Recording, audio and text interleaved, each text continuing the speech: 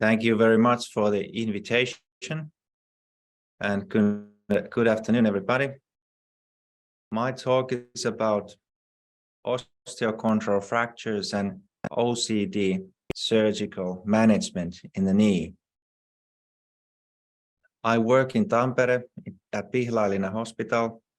I'm a knee surgeon. My background is sports medicine, knee, ACL, ligament, a lot of patellofemoral stuff. These are my disclosures.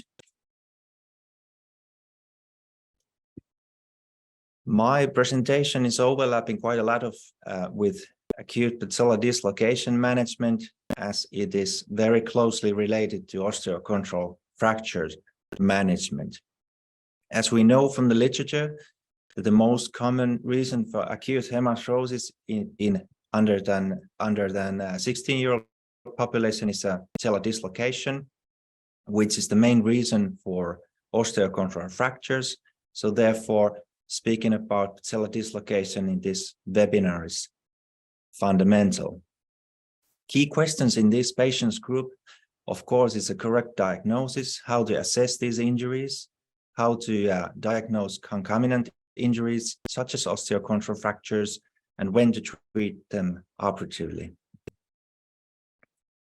From the incidence of primary patellar dislocation, we can see the younger is the patient population, the more prevalent is patellar dislocation and osteochondral fracture incidence. In older patient group, patellar dislocation, primary dislocation becomes more rare, as the osteochondral fracture incidence also. So we are mainly dealing with young patients. So our diagnostic tools for osteochondral fractures are imaging modalities, X-rays as a first-line treatment, first-line imaging modality. The axial view, I would say, is the most important. Quite often we see a flake fracture close to the patella because of the dislocation etiology for the fracture. And sometimes these flake fractures are quite difficult to see. Given the fact that these fractures are for sure best treated by surgical fixation with good results in a meta-analysis available, it's extremely important we do not miss any of these significant articulating cartilage involvements. In a patellar dislocation population, 25 to 40% of patients do have these osteochondral fractures, and sometimes we only see a small flake in X-ray, but when we do an MRI, we see that even the whole set of the patella can be peeled off, and is a very significant injury for the joint cartilage. So therefore, the MRI is our workhorse to diagnose these. We can do surgery to fixate these fractures, open or arthroscopically. So why diagnosis of patellar dislocation and osteochondral fractures is so important? It's the risk of patellofemoral post-traumatic OA, which is about 6-fold higher in patients with patellar dislocation and cartilage lesion compared to the general population. So it's a significant risk of patellofemoral OA progression. And especially if there's a continuously unstable patella with multiple dislocation episodes, there becomes more and more control lesions over time, and the cartilage where it's getting more and more severe, and these patients are starting to suffer for cartilage problems more than the instability in some cases. So how to manage these patients?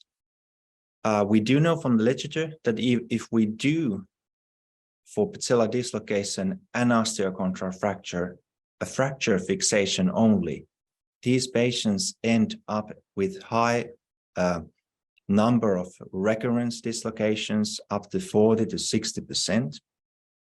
And the more recent studies have shown that if we do surgery for the osteochondral fracture and add patellar stabilization with MPFR reconstruction, we can significantly lower the redislocation rate and therefore preserve the cartilage, most likely even better.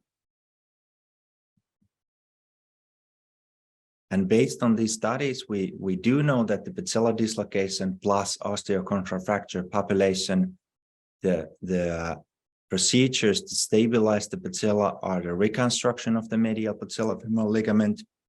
We do not have to do or should not do any MPFR repair generally because of the multiple injury locations in soft tissue restraints, and therefore it's not effective for joint stabilization, and recurrence rate might stay high and deteriorate the cartilage. So we have some schema how to manage these patients. And as you can see, the presence of osteochondral fracture, flake fracture, has a high significance.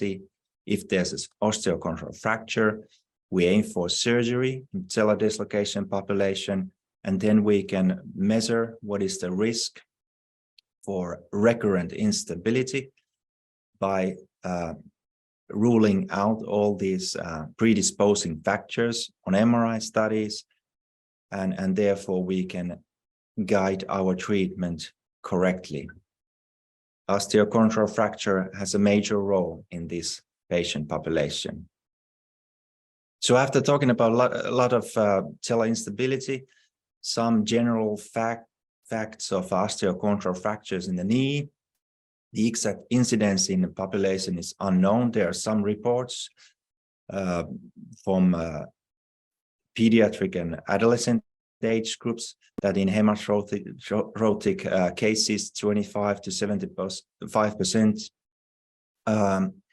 have some sort of osteochondral lesions. And as said previously, lateral patellar dislocation is, of course, the most common cause of an osteochondral fracture. And based on the biomechanical facts of a patellofemoral joint, quite often the osteochondral fractures occur in medial facet of the patella or the lateral trochlea or the lateral condyle of the femur. The osteochondral injury means that there's an articulating cartilage and also some subchondral bone.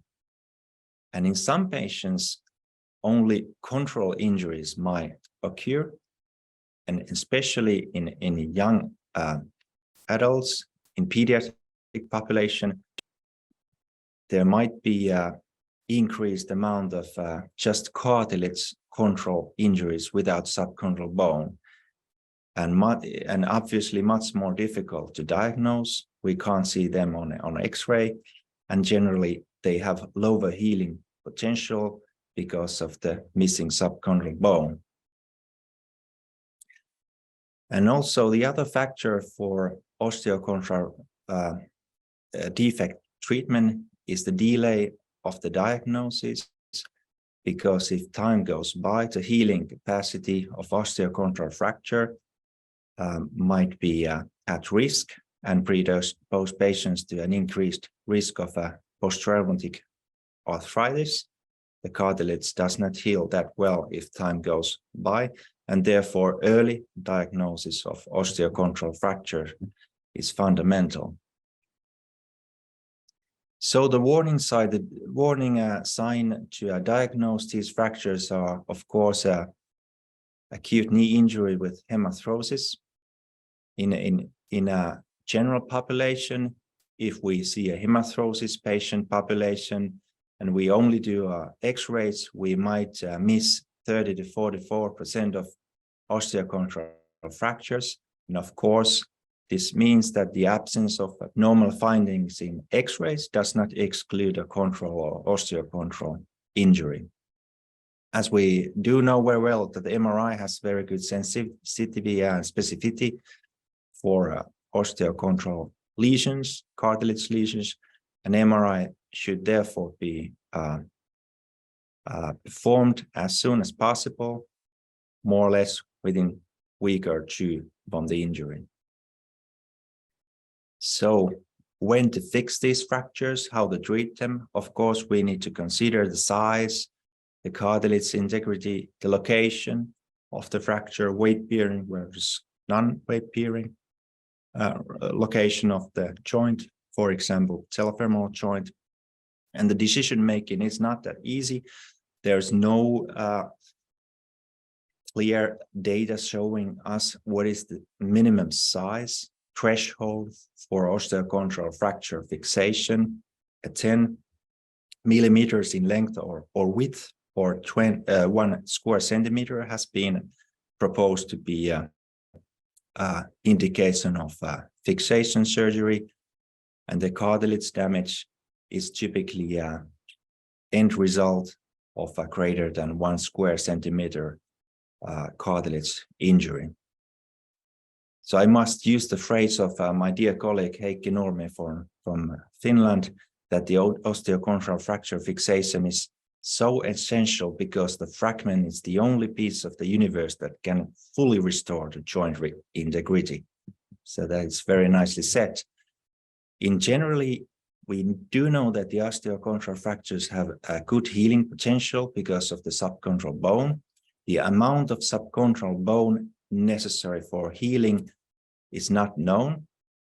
And some reports have also demonstrated that there might be a healing capacity potential of purely chondral fragments, especially in a very, very young population.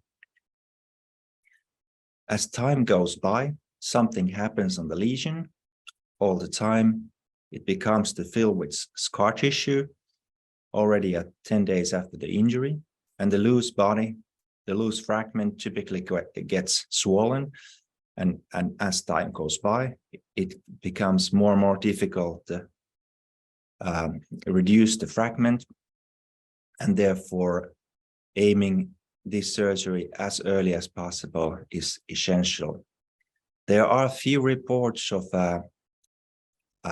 delayed surgery in osteochondral fractures, even up to 4 weeks to many months after the injury. In very young age groups, this might be possible, especially if the osteochondral fracture is large in size. So how to do the fixation technically? So we need to use some sort of compression. That's a preferred technique for sure for the healing purposes. So therefore, screw is better than nail. It's better than pin. We can use metal implants or biomaterial. We have some pros and cons as in any case. So of course, with metal screw, we get strong hardware. We get strong fixation, but we do have some issues. Of course, the removal of the hardware is quite obvious inside the joint, and it might cause secondary damage to the opposite joint surface. That's always an issue. With a biomaterial, it's much more safer. We do not have to do any hardware removal, but it's quite critical for the implant design to get good compression. My personal prefer is absorbable screws for all kind of osteochondral fixations, independent of the location. Just an example how to do this. This is a arthroscopic view of the lateral condyle osteochondral fracture, pretty large in size, about 2 centimeters times 2.5. And we can do it openly, we can do it arthroscopically. Basically, it does not matter what technique you use, but quite often the arthroscopic view is much better to get a good visualization of the edges and the fragment itself. So we need to debride the lesion, we need to do the reduction of the fragment, and we can do some initial fixation with K-wires. We need to be very careful not to perforating these small fragments too many times, please use a K-wire, which is already the one that you could use for introducing the cannulating screw. And therefore you do only that amount of damage or perforating the fragment as required. And you can imagine that these fragments get easily broken if it's too small, if you try to put too large screw, or if you don't use a technique that allows us to keep it preserved. It's sometimes tricky, difficult. Sometimes it gets broken and you need to remove it. But as in this case, when we have a surface area enough for fixation, we can nicely introduce the screws, sink them about 1 millimeter below the cartilage. And once we have screws in place, we get nice compression, and the fragment healing is already there, started from the day one, and the joint surface get restored very nicely.